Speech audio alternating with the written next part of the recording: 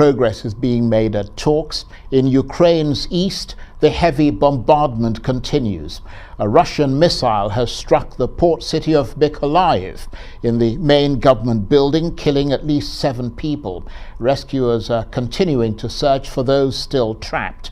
Russian attacks on Mykolaiv, which had been under heavy assault for weeks, appear to be easing recently. The front lines appear to have receded from Mykolaiv, with a Ukrainian counter-offensive being mounted in Kherson, about 80 kilometers to the southeast. Around 8 a.m., we were just waking up. My wife was making eggs, and she bent down. We had a bottle of lean oil here somewhere. I was standing here somewhere. She took the oil and saw a rocket come into the building, turned around, yelled, "Air!" And we all evacuated. We have a bomb shelter here in the basement. We all evacuated to the bomb shelter in about a minute. As you can see, that's our reality right now. This is an absolutely terrible event. These are insidious moves from the Russian Federation. I do not even know what to call them. Even animals do not do such things. Animals do not kill civilians. So stakes are high and hopes are low but growing as Ukraine and Russia meet for talks in Turkey. Arise editorial director Nick Jennings has been monitoring developments in Istanbul today. He joins me now with the latest. Well, yes, indeed, Charles. There is indeed a glimmer of hope, more than was expected.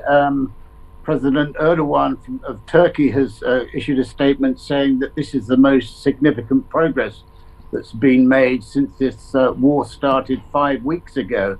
There have been previous attempts to get them all around the table at which nothing was agreed, but there does appear, according to both sides, that some positive steps have been made, which I can run through to you. Basically, it appears that, and this is according to the main Russian negotiator, Vladimir Medinsky, that the Ukrainians have put forward a proposal, what they're calling just a proposal, which that the Ukrainians are demanding permanent neutrality under an international security guarantees, which is quite a big ask. And in return for that, they're prepared to kick into the long grass any discussions about Crimea and the Donbass region until a ceasefire can be worked out and other things resolved.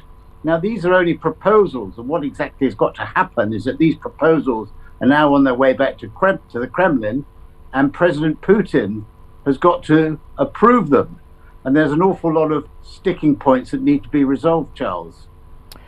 Well, absolutely. But you mentioned, Nick, that Turkey saying that today's talks have been the best yet. I wonder if these talks might provide at least a step towards a ceasefire, if not a resolution of the whole conflict, as the Turks have suggested.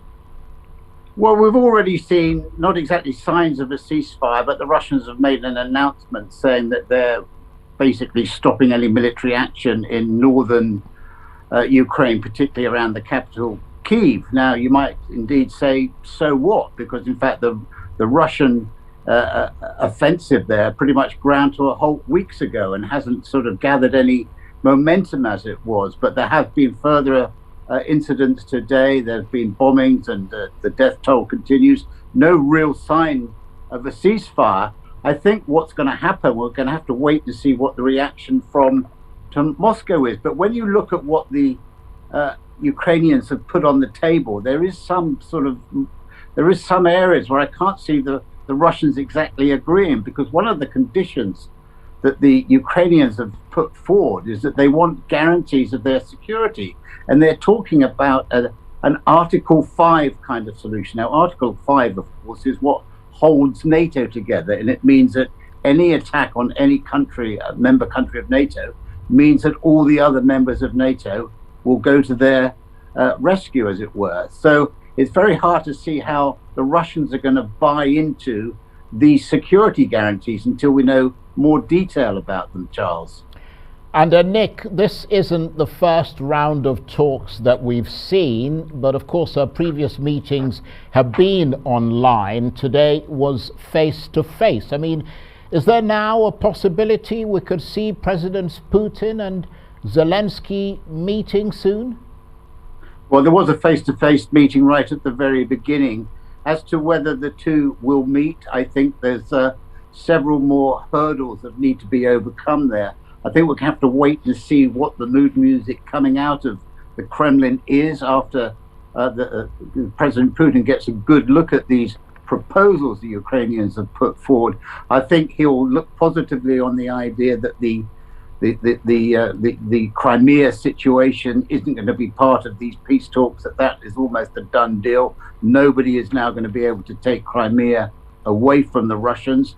And I think he'll be looking for pretty firm security on some of the other areas, that the areas of Ukraine that the Russians have captured.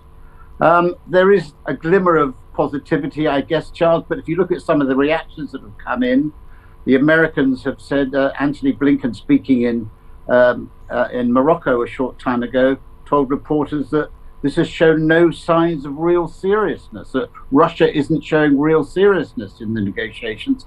And the British Prime Minister Boris Johnson said a short time ago, we will judge Vladimir Putin and his regime by his actions and not by his words.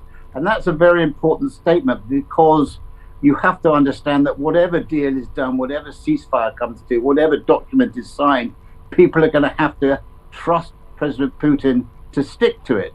And this is a man that in the past has allowed jet airliners to be shot out of the sky, and he's denied any responsibility on behalf of Russia. And he's used Novichok to try and kill opponents both at home and abroad, and denied any use of them. So this is a man, President Putin, who is very difficult to deal with. And just because he says he's going to agree to something, quite often the opposite is what occurs.